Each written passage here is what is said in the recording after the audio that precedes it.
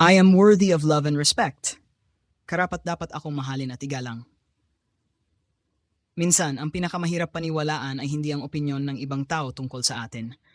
Ang pinakamahirap paniwalaan ay ang magandang katotohanan tungkol sa ating sarili.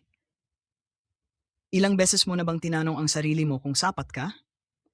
Ilang beses mo nang ikinumpara ang sarili mo sa iba at napagdesisyonan mong mas magaling sila, mas maganda ang buhay nila, mas mahal sila ng mundo kaysa sa iyo? Kung minsan may isang pagkakamali lang tayo at iniisip na natin na wala na tayong halaga. Isang pagtanggi lang, pakiramdam natin ay hindi na tayo kaibig-ibig. Isang kabiguan lang, iniisip natin na wala na tayong silbi. Pero ang totoo, ang halaga mo ay hindi kailanman nakadepende sa opinyon ng ibang tao. Hindi sinusukat ang iyong halaga sa dami ng followers mo. Hindi ito nakikita sa laki ng sweldo mo. Hindi ito nakabatay sa trabaho mo, sa edad mo, sa hitsura mo, o sa dami ng tagumpay na nakamit mo. May halaga ka dahil tao ka.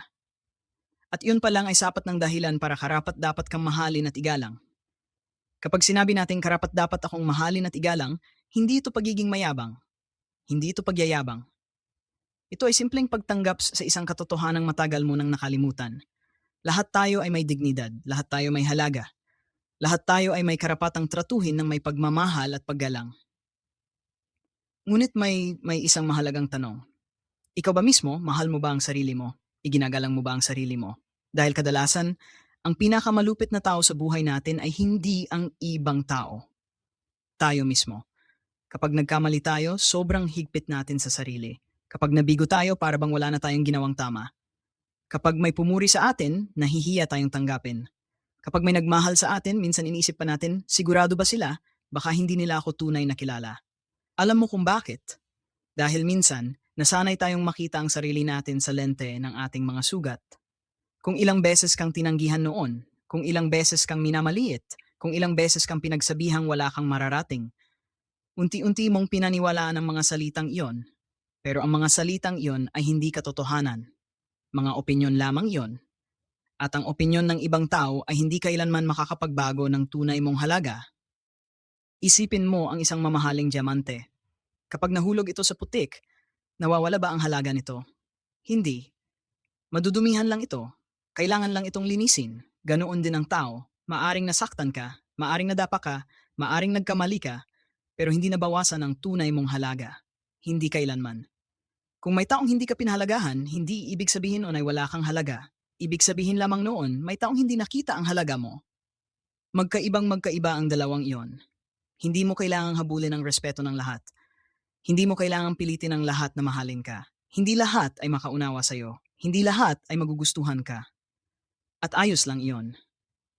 Dahil ang tunay na kapayapaan ay nagsisimula kapag tumigil ka na sa paghahanap ng approval ng buong mundo. Kapag alam mo ang halaga mo, hindi ka na madaling mabasag ng kritisismo. Hindi dahil wala ka ng pakialam, kundi dahil alam mong hindi iyon ang sukatan ng pagkatao mo. Ang taong alam ang kanyang halaga ay marunong magsabi ng hindi. Hindi dahil masama siya, kundi dahil nirerespeto niya ang sarili niyang oras, lakas, at emosyon. Hindi niya hinahayaang abusuhin siya. Hindi niya pinapayagang paulit-ulit siyang saktan. Hindi niya ipinagpapalit ang kanyang dignidad para lang tanggapin ng iba. Isa sa pinakamagandang regalo na maibibigay mo sa sarili mo ay ang pagtanggap. Hindi ang pagiging perpekto, kundi ang pagtanggap. Pagtanggap na may mga bagay kang kailangang pagbutihin. Pagtanggap na nagkakamali ka rin. Pagtanggap na hindi mo kailangang maging perpekto para maging karapat-dapat sa pagmamahal. Marami sa atin ang naghihintay muna ng tagumpay bago mahalin ang sarili. Kapag pumayat ako, kapag yumaman ako, kapag naging successful ako, kapag napatunayan ko ang sarili ko, saka ko mamahalin ang sarili ko. Pero paano kung baliktad? Paano kung ang pagmamahal sa sarili ang dahilan kung bakit mas magiging matagumpay ka? Kapag mahal mo ang sarili mo, aalagaan mo ang kalusugan mo. Kapag mahal mo ang sarili mo, pipiliin mong matuto. Kapag mahal mo ang sarili mo, iwas ka sa mga relasyong sumisira sa iyo. Kapag mahal mo ang sarili mo, mas magiging matapang kang harapin ang buhay. Ang respeto sa sarili ay nagsisimula sa maliliit na desisyon. Pagkuha ng sapat na pahinga, pag-aalaga sa katawan, pagtupad sa mga pangako mo sa sarili, paghingi ng tawad kapag nagkamali, pagpapatawad sa sarili kapag kailangan, at pagbangon sa tuwing nadadapa. Hindi mo kailangang maging katulad ng iba. Hindi mo kailangang patunayan ang sarili mo araw-araw. Hindi mo kailangang maging perpekto upang maging mahalaga. Ikaw ay may natatanging kwento, may natatanging kakayahan, may natatanging layunin, at walang ibang tao sa buong mundo ang eksaktong katulad mo. Yun pa lang ay napakalaking halaga na. Simula ngayon, subukan mong baguhin ang paraan ng pakikipag-usap mo sa sarili mo. Sa halip na sabihin mong, hindi ako sapat. Sabihin mo, patuloy akong lumalago. Sa halip na, walang magkakagusto sa akin. Sabihin mo, karapat-dapat akong mahalin. Sa halip na, wala akong silbi.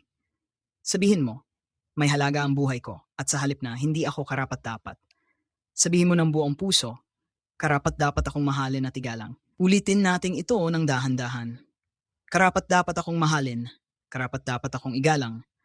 Hindi nakabatay sa opinyon ng iba ang aking halaga. Hindi nababawasan ng aking mga pagkakamali ang aking dignidad. Pinipili kong mahalin ang aking sarili. Pinipili kong igalang ang aking sarili. Pinipili kong tanggapin ang aking tunay na halaga. At sa bawat araw na lumilipas, habang mas pinaniniwalaan mo ang katotohanan ito, mapapansin mong nagbabago ang paraan ng pagtingin mo sa sarili. Mas nagiging matatag ka, mas nagiging payapa ka, mas nagiging kumpiyansa ka. Hindi dahil naging perpekto ka, kundi dahil sa wakas, natutunan mo ng paniwalaan ang isang simpleng katotohanan na matagal nang naroon. Karapat dapat kang mahalin. Karapat dapat kang igalang. At higit sa lahat, karapat dapat kang mahalin at igalang, lalo na ng iyong sarili.